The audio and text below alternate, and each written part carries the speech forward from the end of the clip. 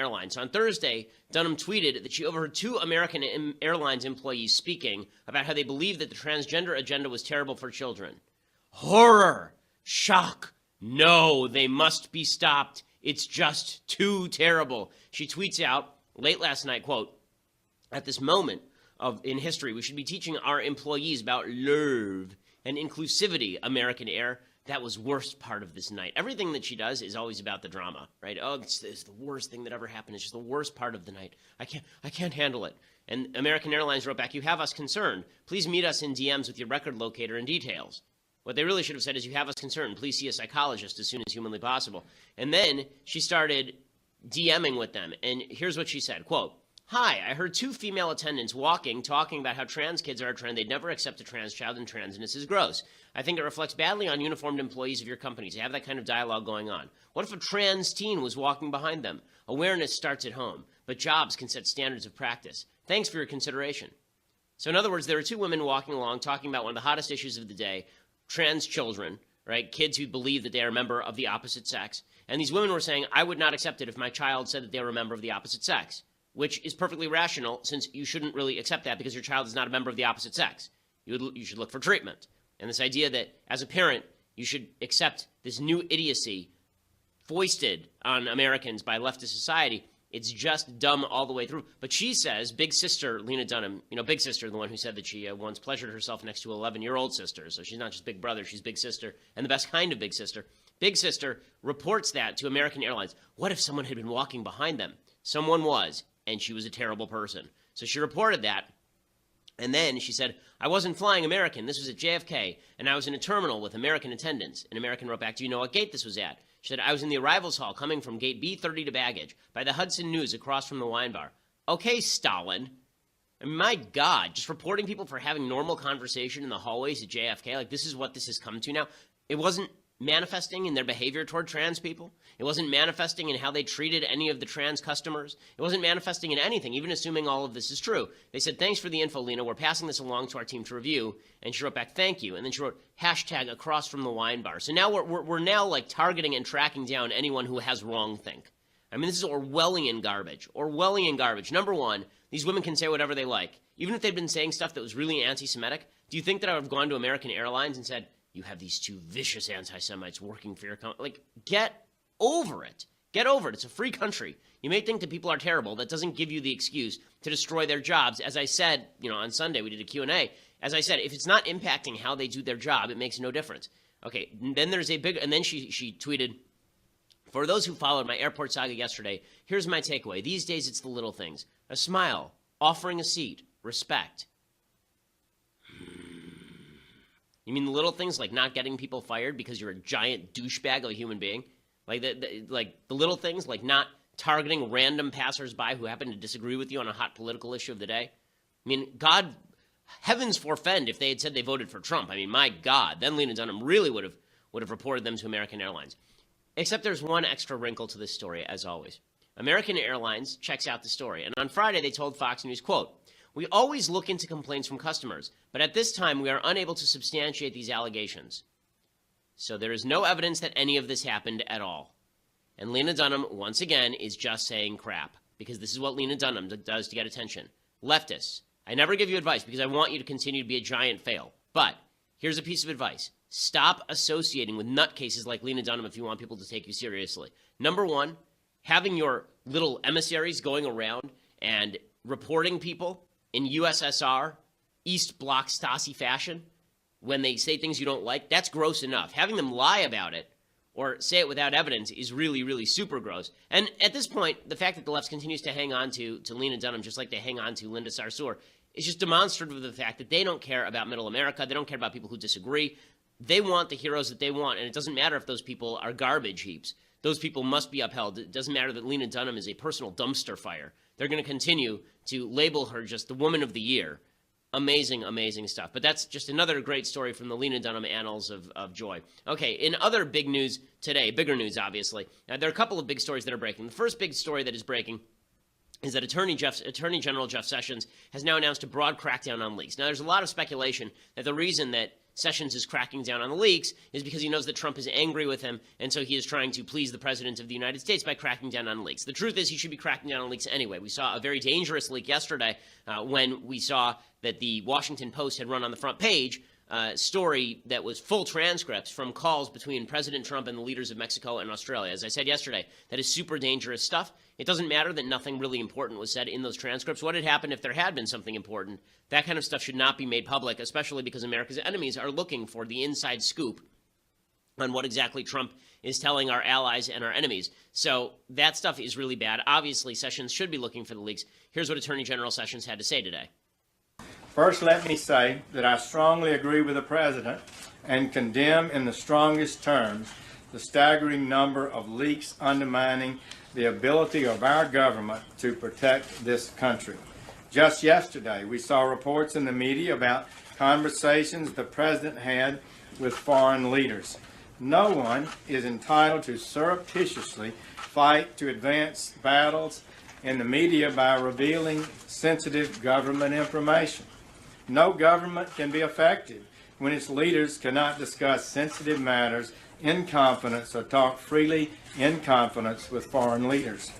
Okay, and then he continued that everything that he's saying there is exactly correct, but it's the latter part of what he said that is a bigger problem. So he now says that he is going to start targeting media sources for subpoenas about their sources. He actually accused the media of getting people killed. So he talked about this in a long statement as prepared for release. He said, "We are here today to talk about the dramatic growth in the number of unauthorized disclosures of classified national security information in the past several months. This includes leaks to both the media and, in some cases, even unauthorized disclosures to our foreign adversaries. Referrals for investigation of classified leaks to the DOJ from our intelligence agencies have exploded. In the first 6 months of this administration, DOJ has already received nearly as many criminal referrals involving unauthorized disclosures of classified information as we received in the last 3 years combined." This, of course, is because there are a bunch of Obama holdovers who are leaking everything they can get their hands on. Obviously, that's criminal activity. It is also true that President Trump should have moved much more quickly to clear these bureaus and put in members of his own staff. It's ridiculous to leave in place all these Obama holdovers. It's one of the main failures of his administration.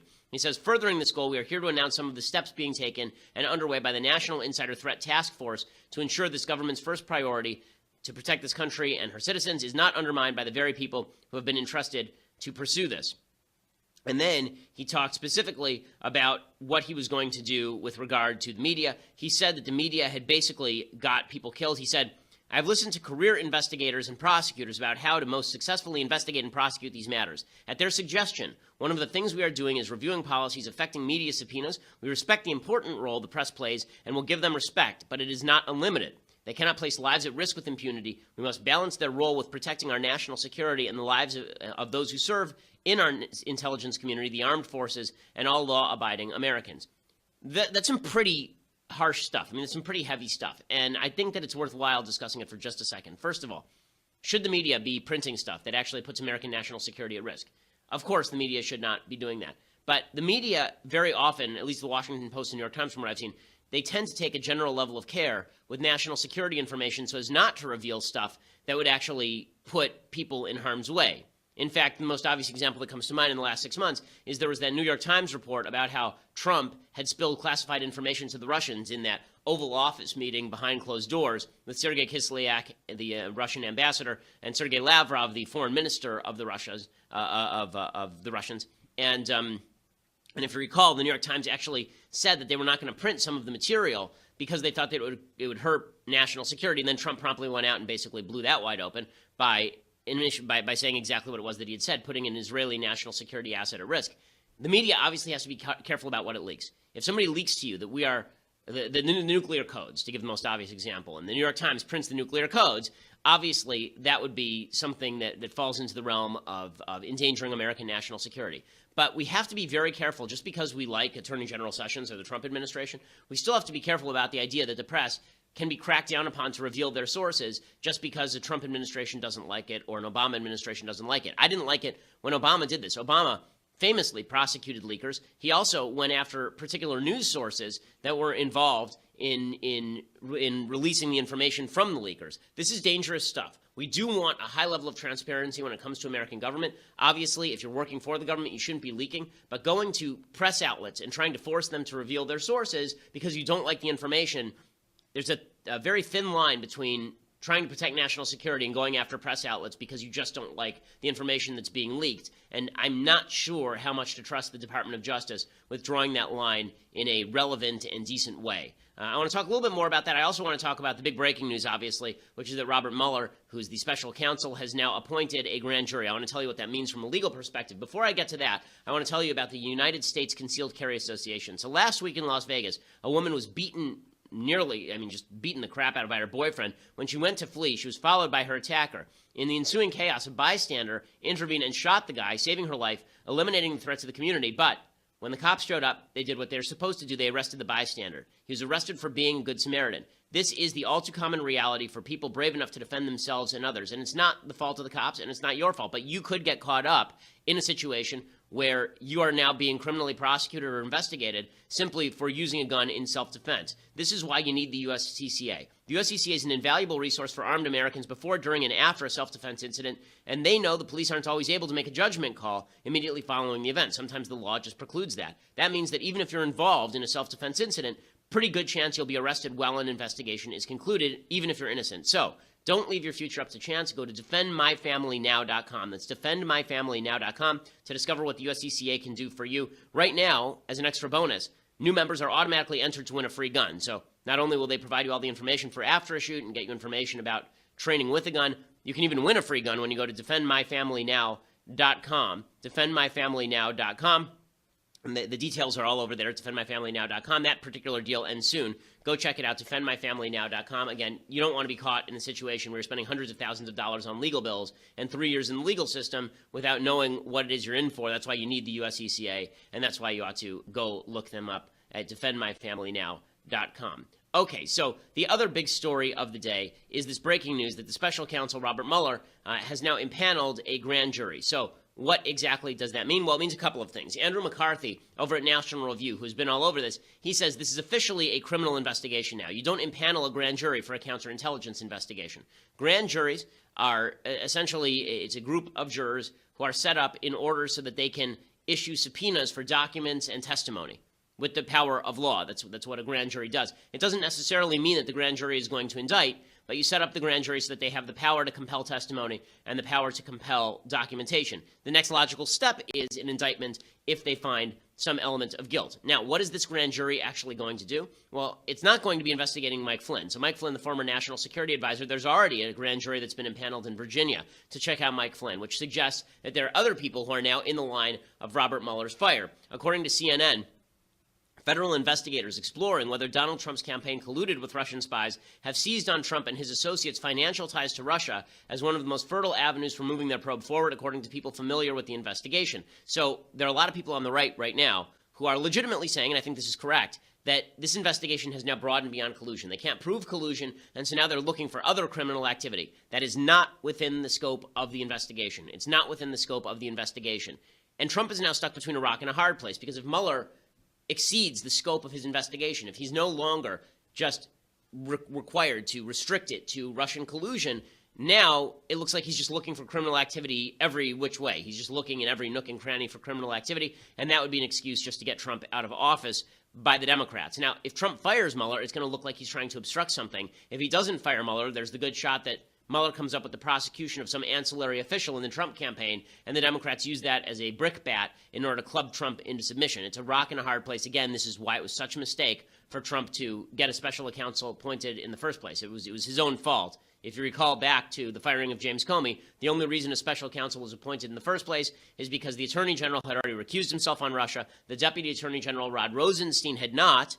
But Trump used Rod Rosenstein as an excuse to fire Comey, and then Comey leaked out that Trump had basically threatened him, at least according to Comey, and then Rosenstein was now implicated in this whole thing. And then Trump went on national TV and said he really fired Comey because of the Russia thing, using Rod Rosenstein as cover and forcing Rosenstein to recuse himself and appoint a special counsel. So Trump is stuck between a rock and a hard place. According to the CNN, The FBI is reviewing financial records related to the Trump organization, as well as Trump, his family members, including Trump Jr. and campaign associates. They've combed through the list of shell companies and buyers of Trump-branded real estate properties, scrutinized the roster of tenants at Trump Tower, reaching back more than a half dozen years. This is exactly the kind of stuff Trump said he didn't want.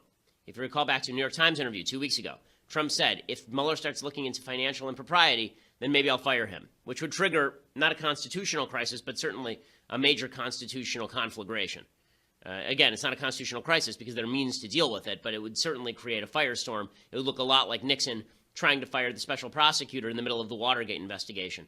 And again, Trump could do this even if he's completely innocent, but it would just look bad. Trump attorney Jay Sekulow is openly stating now that there's no reason to think Trump is under investigation, and an inquiry from the special counsel that moves beyond the mandate might be a reason to fire him. This is not a surprise because the impaneling of a grand jury in situations like this, when you've got an investigation, is typically how they move forward. It is really very much a standard operating procedure when you've got a situation like this. But with respect to the impaneling of the grand jury, we have no reason to believe that the president's under investigation here. Okay, so they're suggesting still that there's separation with Trump, and this is true. I mean, we don't have any information that's not true. The problem is that Sekulow has had credibility problems in the past. Just in the last week, it was revealed that Donald Trump was intimately involved in the crafting of Donald Trump Jr.'s statement about the Russia meeting from 2016, and Sekulow had gone on national TV and said, as you recall, that Trump had not been involved in the drafting of that statement. So there's credibility problems all the way across the board. This is going to be a thing that just dogs the Trump administration. And this is the problem, because Trump kept talking about it, because there are all these leaks coming out, and the leaks are truly egregious. The special counsel should not be leaking. Because of all this, it's just a dark cloud on the Trump horizon that he can't seem to get rid of. And if he fires Mueller, then that actually accelerates. Now, the media, of course, have been suggesting that this is the be-all, end-all. Now there's a grand jury. That means Trump is going down. A lot of wishful thinking in the media, and it's driven the left a little bit nutty. To the point where they now suggest that Trump was intimately involved, that he was in bed with Vladimir Putin, again, without evidence. I thought that Kellyanne Conway did a good job on CNN pointing this out. In this case, again, I think people are just talking about an investigation that exists, but looking for collusion and conclusions that don't exist. And I like the fact that CNN took about almost a full week off, slinking away from covering the Russian so-called investigation. Because that the polls say that 6% of Americans say it's the most important issue to them, but that it's consumed 75% of the coverage. So I do think Americans are owed full coverage of all the issues they say affecting the economy, jobs, health care, certainly national security, and the like. And I hope that your network will continue to do that. Well, we try to cover everything that matters, and sometimes you have. All credit to Kellyanne there, shellacking a piece of wood. Chris Cuomo, who's a living embodiment of a tree. He must, you just think of him when he was in high school and they're like, hey, we need someone to play the tree. Chris, step forward. And he plays a fantastic oak. His pine is mediocre, but his oak is just absolutely terrific. So well done, Kellyanne Conway. This is the problem with the media on all of this, is that the media have declared that every element of the case means that Trump is guilty. It doesn't matter what happens. The conclusion is Trump is guilty. The grand jury doesn't mean that Trump is guilty. It doesn't even mean that we know that anything is wrong. Here's what we do know at this point. Apparently, CNN is saying the investigation is focusing on 4 key figures. It's exactly who you would have thought. Exactly who you would have thought, and who I've been saying for months were going to be the people who are involved, right? If there was involvement. Paul Manafort, who is always in bed with the Russians. Okay, they're suggesting now that Paul Manafort was being targeted because investigators had found conversations among alleged Russian operatives regarding Manafort's attempts to encourage help for the campaign from the Russians. That would be the collusion that people are talking about with Manafort. Trump has a good answer to that, which is, I found out about it, I fired Manafort. The problem is that he didn't just say that up front. He should have just said that up front, and then he would be in the clear. Carter Page, who's a foreign policy advisor to Trump, is under investigation. Apparently, he's been under FISA surveillance since 2014, which means there's lots of records of his conversations. And, of course, Roger Stone, the political operative, who is very close to the Trump campaign. Does any of this mean that Trump is guilty? No, it doesn't mean that Trump is guilty. And if you're actually going to find evidence, then let's see the evidence. But I think that it is a problem for the Trump administration to suggest that nothing is wrong, and it's a problem for the media to suggest that everything is wrong. I want to talk a little bit more about this. Plus, Trump does something pretty great, and it demonstrates the movement of the country that has not as much to do with Trump as it does the movement of the country toward a redder country in terms of the map.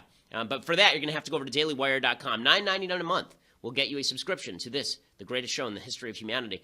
It will also get you, it's a video show. You can see the rest of the video live. You can be part of the mailbag. We'll do live mailbag questions today, and we are going to be doing the mailbag. So if you want to be part of the mailbag, subscribe right now, and you can have your questions answered in the next 15 minutes. Make your life just inestimably better. And if you want by the way, you also get Michael Knowles' show, which is climbing the charts at iTunes. What are you people doing? It's like number 11 in news and politics. What is wrong with you people?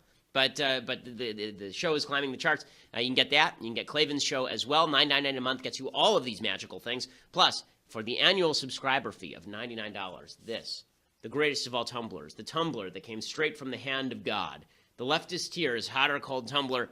It's actually, if you go back and you actually look in the Sistine Chapel, this is actually in the Sistine Chapel, right when God is leaning over to give Abraham his humanity. Actually, in his hand is this Leftist Tears Hot or Cold mug.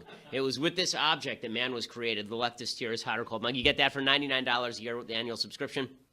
Or if you just want to listen later, please go over to iTunes or SoundCloud. Right now, by the way, if you go over to iTunes and leave a review, then you can continue to show the rest of the world that this show is climbing in the charts. We are now number 14 in the nation in all podcasts overall. And we are number 4 in news and politics. So you can make us continue to grow by leaving a review and subscribing. We always appreciate it. We are the largest conservative podcast in the nation.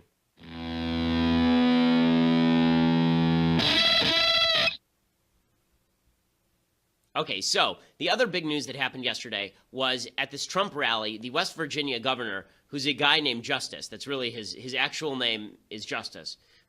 Jim Justice, which is just a great comic book name. But he does not look like a comic book character, unfortunately. That'd be awesome, but he does not. He looks like a governor from West Virginia. He was a Democrat. He was a Republican, then he was an independent, then he was a Democrat, and now he's converting back to being a Republican. Is he doing that because he has principled agreement with President Trump? No. He's doing that because West Virginia is turning red, just like an enormous amount of the country is turning red. There are just 15 Democratic governors in the entire nation at this point. 15 in a nation with 50 states. Okay, Republicans are dominant across the country. Why can't they get anything done, you ask? Because they're stupid. But here is Jim Justice declaring that he is now a Republican. Apparently his own staff didn't know, so they're going to be kind of disappointed. But here he is announcing his shift. I've been to the Oval Office twice in the last 2 or 3 weeks. I've been there to present an idea on coal and an idea on manufacturing. I've had the great opportunity to be with our president. Now, let me tell you just this. I have to be really serious with you just a moment. I have to tell you that the last session of our legislature, I tried with all my soul. Okay, so he's obviously happy moving in that direction because both houses of his legislature are Republican in West Virginia. So it's now a united Republican-dominated state in West Virginia. So add another one to the Republican column as well. He also paid homage to Trump, which is what you probably have to do in West Virginia, a state that Trump, I believe, won by about 43 points. I mean, it's just a blowout in West Virginia. I'll have to check that. But in any case, he actually said there's nothing to this Russia stuff, right? Anytime you're in Trump's presence, you have to say there's nothing to the Russia stuff, just as sort of a point of homage. And then Trump jumped on that bandwagon too. Again, I'm not sure this is helping Trump's case too much. He should really just be quiet and let everything take its course and then defend himself when the time comes. But Trump decided to go off on the Russia stuff too, prompting chance of, you guessed it, because we will never escape 2016. 2016 is now the time loop we can never escape. 2016 is a black hole of human time, and we will forever be sucked into its maw, reliving the death of Harambe over and over and over, as well as the 2016 election. It's like Groundhog Day all over again. It's time to chant, lock her up. The Russia story is a total fabrication. It's just an excuse for the greatest loss in the history of American politics. That's all it is. What the prosecutors should be looking at are Hillary Clinton's 33,000 deleted emails.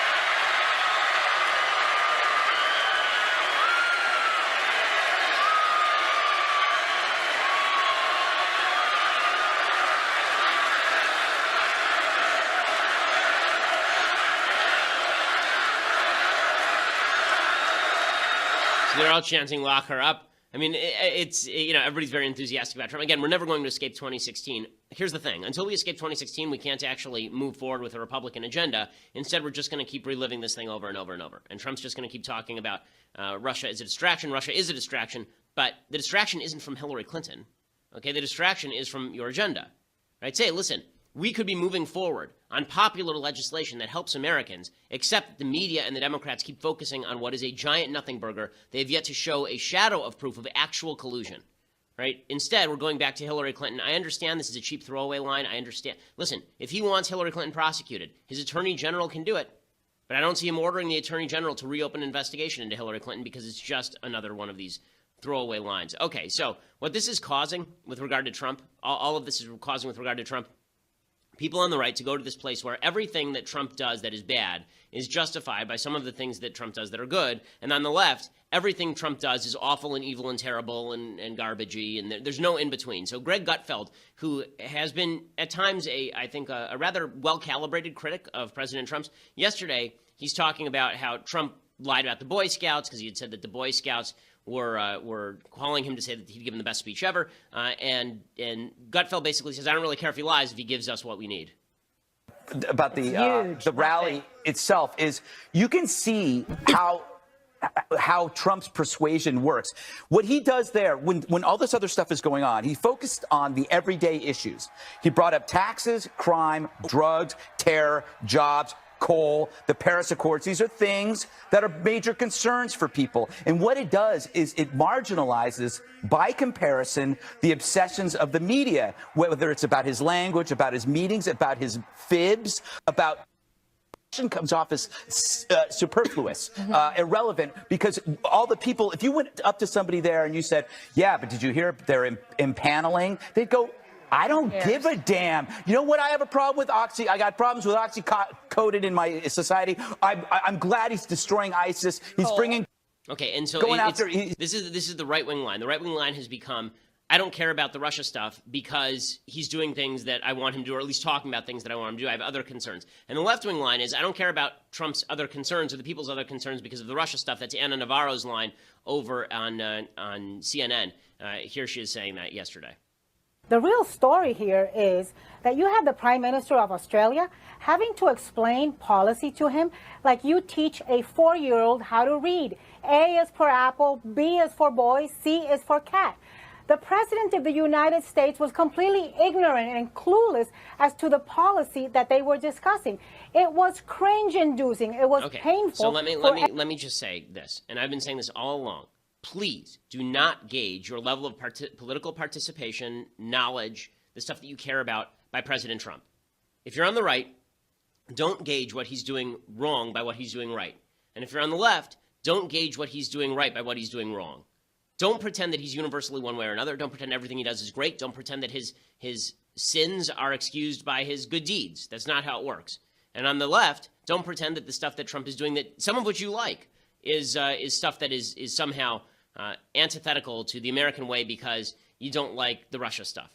Instead, why don't you put Trump aside and say, okay, what is he actually doing? Why don't we all try to do the same thing? If we all tried to do the same thing, at least we could exist in the same realm of facts. The problem is we no longer even tell the same narratives. You look at the headlines at Huffington Post, it's Trump lies about Boy Scouts, and Trump lies about Russia, and then you head over to Breitbart, and it's Trump succeeds in West Virginia with coal. I mean, it's like two separate worlds that you're living in, and never the two shall meet. We have to keep both of those things in our mind if we're actually going to create, I think, a relatively reasonable and objective and useful picture of the President of the United States and how well he is doing. Okay, time for some things I like, things I hate, and then I want to do an extra special mailbag today. So the thing I like today, we've been doing Anthony Scaramucci all the way through the week. This actually isn't a movie that I like a lot. I don't like the movie very much, but this is Anthony Scaramucci in a nutshell. I had a hard time saying goodbye to him, guys. I mean, I got to be real about this. Anthony Scaramucci was my favorite character in Trump the series, and it makes me really sad. I mean, just the way that I felt terrible after the Red Wedding in Game of Thrones, and I just kept thinking, God, that was terrible what they did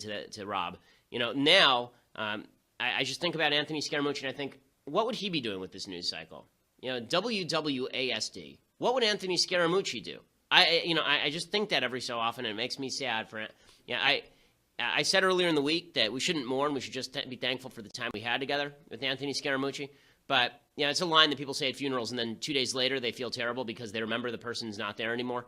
That's how I feel about Anthony Scaramucci. You know, every few days I just think, and I think back and I go, man, that guy, that dude, that Anthony Scaramucci dude. So this, of course, is from American Psycho, the movie that I think most closely resembles Anthony Scaramucci. It's not a great movie. It's a cringe-inducing, horrifying movie. Christian Bale plays this Wall Street guy who's a yuppie and has gotten sucked into the power games of yuppiedom and then is driven totally mad by it. He's a sociopath who murders people, and he decides to murder this particular guy because this particular guy has a nicer business card than he does. And so he decides that it is relevant, it is worthwhile to murder him while listening to Huey Lewis in the news.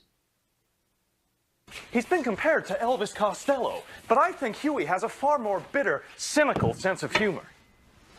Hey, Albert, Yes, Alan? why are there copies of the styles section all over the place? Do you have a dog? A little chow or something? No, Alan. Is that a raincoat? Yes, it is. In '87, Huey released this, 4, their most accomplished album. I think their undisputed masterpiece is Hip to Be Square. A song so catchy, most people probably don't listen to the lyrics. But they should, because it's not just about the pleasures of conformity and the importance of trends. It's also a personal statement about the band itself. Hey, Paul! Ah! Okay, we can leave it there. So the movie itself is terrifying and insane. And you're left at the end with you don't know whether Christian Bale actually did any of the things or whether it was all in his head. But I think that's Scaramucci in a nutshell. Everything is sort of over the top and crazy. And he may be an axe murderer. I just don't know enough about him at this point. But maybe one day we'll find out. You just don't know. Okay, so time for some things I hate, and then we'll get to the mailbag.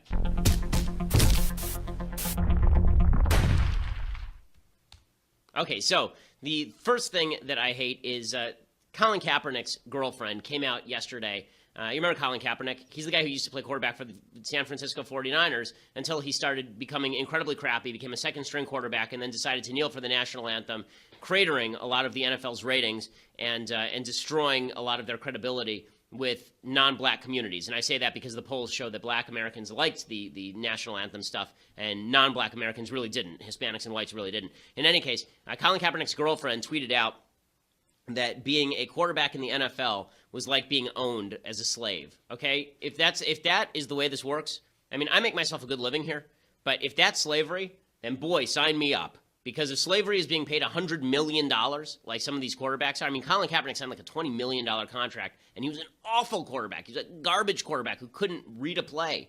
And he couldn't even check his secondary receiver. My goodness. And he's making millions of dollars. His girlfriend tweeted out that if you are warm with the owners of a team, that's because they are like slaveholders and you are like a house Negro, essentially. Stephen A. Smith says that all that's happening here is the NFL is trying to silence future Colin Kaepernicks. And, of course, the execrable Max Kellerman, who I cannot stand, the worst host in the history of mankind for any purpose ever. Okay, Max Kellerman does a show in L.A., a sports show in L.A. called Max and Marcellus. It is legitimately the worst show in the history of humanity. If Satan could have crapped out a show, it would sound like Max and Marcellus. It is the worst show ever. So anyway, with that ringing endorsement in his ears, here's Max Kellerman with Stephen A. Smith talking about how Colin Kaepernick is obviously being victimized.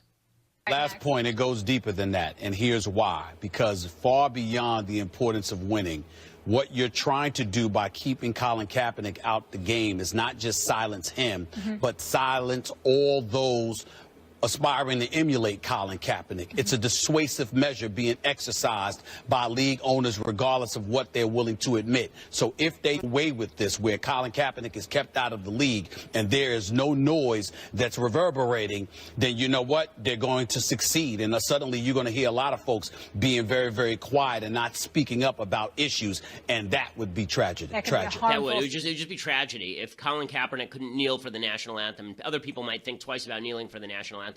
That would certainly be tragic. I mean, not that there are any consequences or anything to the NFL for all of this, but if we dissuade athletes from, like, where, I don't know where Stephen A. Smith was. I honestly don't know where Stephen A. Smith was when it came to Kurt Schilling basically being thrown off of ESPN for implying that ISIS and the Nazis were part of the same sort of general mentality about Jews. Like, I don't know where Stephen A. Smith was for that. I don't know where Stephen A. Smith was when Mike Ditka got kicked off the network for suggesting that he was going to vote for President Trump.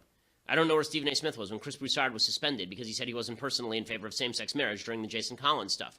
But this idea that dissuasion can only be practiced against the right, and that Colin Kaepernick should feel nothing, like you can't even disagree with him. Look, if you're an NFL owner, why would you put a guy who made himself wildly unpopular with NFL fans on your roster, particularly when he sucks? By the way, I promise you that if Colin Kaepernick were really a terrific player, he would still be playing in the NFL. I promise you that right now. Okay, they've got criminals playing in the NFL. Perfect example, Steve Nash, right? Terrific point guard for the Phoenix Suns. And he was with the Dallas Mavericks, and then he was also with the LA Lakers briefly. Steve Nash, if you recall, he's Canadian. And during the Iraq War, he refused to put his hand over his heart for the American national anthem. He wouldn't stand for the American national anthem, exactly the same as Kaepernick during the Iraq War. Did he play again? Yeah, because he's a good player. So this idea that Kaepernick is not being hired because of his politics, no. Kaepernick is not being hired because he's not a good player. The same way that, for all the talk about it, Tim Tebow was not hired in part because of his politics, but I think largely because he wasn't a very good player. If he was a much better player, Tim Tebow would have been in the NFL still. Okay, time for the mailbag, so let's do that. Doreen writes, "Hey Ben, how did you become so good at argumentation? Did you actively study it? Are you simply very well informed on the topics you speak, or both? Thanks." Well, I think that arguing is a tactic, debating is a tactic. So, number one, you have to feel comfortable with your own positions, really have thought them through, thought the information through to really feel comfortable in debate and stick and move and be able to move with people. That's the best way to be good at debating. But you also have to study the debate tactics of the person against whom you're debating. So when I debated Cenk Uygur, I still don't know how to pronounce his last name, but Cenk Uygur over at Politicon on Sunday, I had studied his previous debates. I had looked at how he had done it with Dinesh and Ann in the past. Actually, the debate ended up being very different than those debates, but I was prepared if he was going to go low. I was prepared for how to counter that if he had decided to do that. So every debate you have to have a game plan for. I would say that every argument that you have in public you should have a game plan for. Benjamin writes, "Hey Ben, I'm Ben." Well, congratulations, dude. Today I was scrolling through my Facebook and saw a post that infuriated me. The post read like this: "Don't call transgender people mentally ill if you believe a man in the clouds loves you unconditionally, but only under certain conditions.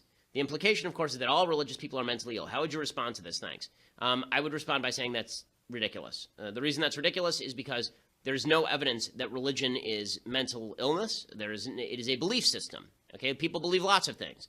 Lots of people believe in secular human rights. There is no basis for secular human rights. Okay, it's based on your own logic.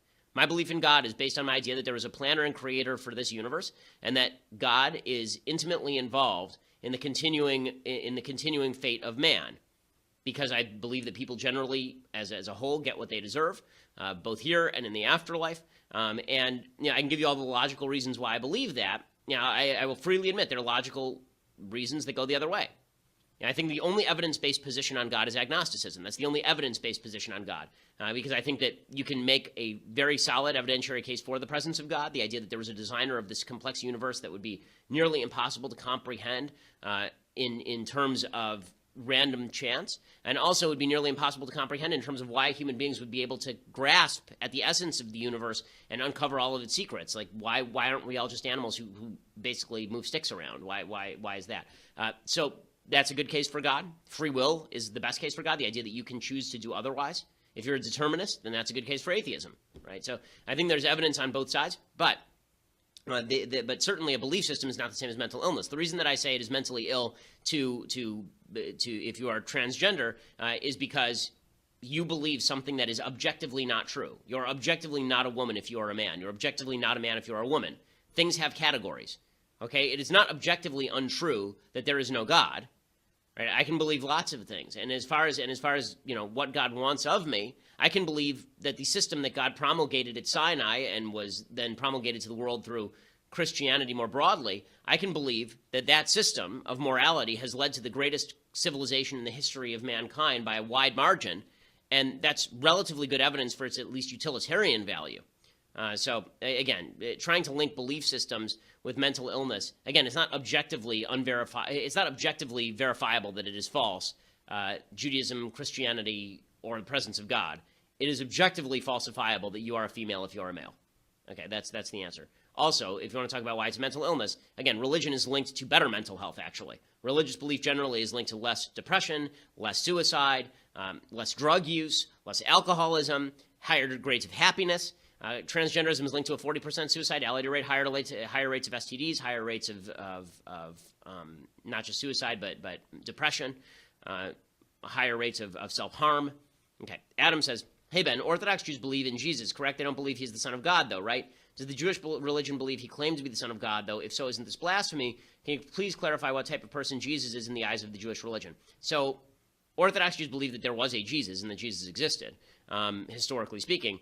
What we believe is that Jesus was another Jew, and that he did not claim to be the Son of God, that was a later addition in the Christian Gospels, because Paul is writing 40 years after the death of Christ, and that's when he sees Jesus on the road to Damascus, and that Jesus was essentially attempting to lead a rebellion against the Romans and was killed for his trouble, just like a lot of other Jews were killed for their trouble. That's the Jewish take on Jesus, obviously. That's why we differ, right? I mean, the Jews and Christians don't believe the same things about Jesus. John says, Ben, with all this talk about healthcare, why are we not talking about the health of Americans? Childhood obesity, processed food, diabetes, heart disease. We are a fast food nation. When and where does the actual health of Americans come into the equation? Cheers, John. John, such a good question. So, every time the left says that healthcare outcomes in the United States are lower than healthcare outcomes in places like Europe, one of the answers is America is a very diverse place with people who eat lots of different things and have lots of different habits about exercise. Okay, the fact is that if you look at ethnically similar populations in the United States and Sweden, for example, look at Swedish people living in the United States, they have exactly the same life expectancy as Swedish people living in Sweden. So these two populations are not comparable. And it's worthwhile noting that, because otherwise you have a confounding statistic that's destroying the perception of what healthcare is and what it does in the United States. And Kyle says, Team Euron or Team Daenerys in Game of Thrones? I didn't know that Euron had a team, although I am appreciating the goth rock Euron of this year, and I'm enjoying his like rabid smiling at people. That's a thing. I'm definitely not Team Daenerys. I find her to be an incredibly boring character, highly incompetent at her job. She has a couple of jobs. One, be good at outreach. Sucks at outreach. Terrible at outreach. Everywhere she's ruled, she's been garbage at outreach. Legitimately, the only people who like her are slaves that she freed. Understandable, but she's not exactly the queen of popularity. And then she's supposed to be this great war leader. She blows as a war leader. She's awful. Okay, the strategy that she has undertaken in season 7 of Game of Thrones, as promulgated by supposedly the wisest guy on the show, Tyrion. I don't know where Tyrion got this great reputation as an advisor. I'm not seeing it, dude. Like, in Meereen, you were awful. He was an awful advisor in Meereen, and now he comes to Westeros, and he's a similarly awful advisor. Again, like, seems like a nice guy, but not really good at his job. Daenerys is a terrible negotiator. She's terrible at outreach. She's terrible at the military, and she happens to be, I'm sad to say, a terrible actress. So so not good all the way through. Okay, Kyle says, hello, Ben. I always hear about how America is severely in debt to China. Is this like owing money to a loan shark for a bad gambling trip kind of debt? Or is it a more complex economic issue? A brief synopsis would be great. Love the show. So I think that people need to stop mixing up trade deficits with debt. So the United States has a lot of debt to China. That means that China has bought a lot of American bonds. They've bought a lot of American bonds because the United States has been financing its debt, its public debt, right? The things that we take out to pay for Social Security and Medicare. We've been taking out a lot of that debt on the open market, and China has been buying a lot of those bonds. If China wanted to sink the value of the United States dollar, all they would do is kill our ability to actually borrow more money. And the way they would do that is by reselling the bonds. Put the bonds on the open market, flood the market with bonds, and then that would inflate the value of the dollar. Right? That's the danger of China owning our debt. There are a lot of people who have this weird idea that because we buy lots of product from China, that's a debt. That's not a debt. Okay, when you buy a product from your local grocery store, you don't owe a debt. You just bought a product. Okay, they made money off of you, but you made the product off of them. In fact, the way that international economics works, if you spend a lot of money in China, you're spending dollars. Can Chinese people in China spend dollars on other Chinese products? No, they don't use that. They use the yuan, right? So they would actually have to spend those dollars back in the United States. What you've actually seen, it's called a capital surplus. The United States with China has a trade deficit, but a capital surplus, meaning that China is investing much more in the United States than the United States is investing in China. This also happened with Japan in the 80s, and everybody was freaked out. Ooh, we have a trade deficit because everybody's buying these cheap Japanese tape recorders. Oh no, we're all going to die. Okay, and turned out, did Japan end up overtaking us as the leading world economy? No, they collapsed in the 1990s. They were all buying American land, American real estate. We had a capital surplus with them. Trade deficits do not mean debt, and trade deficits do not mean that you are economically failing. You know what's a country with a trade surplus right now? Really, a country with a trade surplus. Venezuela. We talked about them earlier this week. They have a trade surplus because they won't let anybody ship goods and services into their country. And what has that meant? Absolute poverty, people shooting dogs in the streets to eat them. Okay, Ben says, hey, Ben, a lot of Bens watching the show. There's even another one in the mailbag. Wow. It says, hey, Ben, I must ask, in what order would you put God, family, country? So as a religious person, that's the order, right? God, family, country. Now, what you hope for and what you hope to create is an absolute symbiosis between those three things, right? Where there is no conflict, where your country is not infringing on your capacity to worship God, where your family, which you have worked to mold in a godly image, is in consonance with the country. This is why you need a free country that allows families to operate as they will and worship God as they see fit. This is why freedom is necessary. So when everything is in alignment, these are not in conflict, God, family, country. But if you were to ask me, if my family were to come into conflict with the country, which one would I choose? I would choose my family because, to be fair, I don't know that is even a hierarchy because it depends on the values. Bottom line is values are values. So if my family was right, I'd side with my family. If the country was right, I would side with the country, presumably. But if you're saying that, where do I think I have a more heavy stamp of my values? Obviously, my family. I have much more of a heavy stamp of my values on my family than I do on my country. But if, all that put aside, this is true for everyone, okay? Everyone values family over country, which is why it's imperative that we stop breaking down into tribal groups and then using the government as a bat to club other people into submission. If we do that, then you are going to have a conflict between country and family, and that's going to get violent pretty quickly. Ben says, why are there legal issues presented upon an individual for using their firearm in a situation where it is needed? Doesn't that in one aspect defeat the purpose of owning a firearm? Is there a way to get this amended to ensure the full rights of our legal gun owners? So, yes, you can violate some laws but not others in self-defense situations. So, for example, this is why, I'm not a big fan of gun laws. If I own an illegal firearm, and somebody breaks in my house and is trying to hurt one of my children, and I shoot him, I could be prosecuted for illegal use of a firearm, even if I properly act in defense of self or others. That's why I don't like a lot of these gun laws, and I think that they're really, really stupid. As far as why you would be arrested in a situation where you need the USCCA, that's just because the cops can't tell. If they walk into your house and they see a dead guy on the floor, they don't know all the circumstances. They have to arrest you first off just to ensure safety. But obviously, we hope and pray that in a decent legal system, you are acquitted and not even prosecuted in the first place. Elchanan just says, Shabbat Shalom. Okay, well, you too, dude. And Rogoff says, hey, Ben, how is it the progressive tax system was put into place? Isn't there something in the Constitution that says the government has to protect your property and not take it away just because that's what the collective decided? Yes. So the Fifth Amendment to the Constitution of the United States has what people wrongly call the eminent domain clause. Okay, this is the idea that the government cannot take away private property for public use without just compensation. That's the exact language of the statute. Richard Epstein has a really good book called Takings. In it, he basically argues that if you look at that closely, what that really means is the government can't take your money from you for public use without giving you an equal amount of services in return. So yes, the income tax itself was unconstitutional.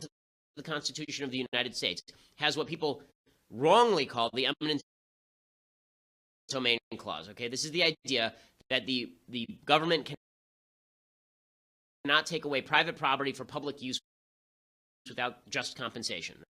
That's the exact language of the statute. Richard Epstein has a really good book called Takings. In it, he basically argues that if you look at that closely, what that really means is the government can't take your money from you for public use without giving you an equal amount of services in return. So yes, the income tax itself was unconstitutional. If you look at that closely, what that really means is the government can't take your money from you for public use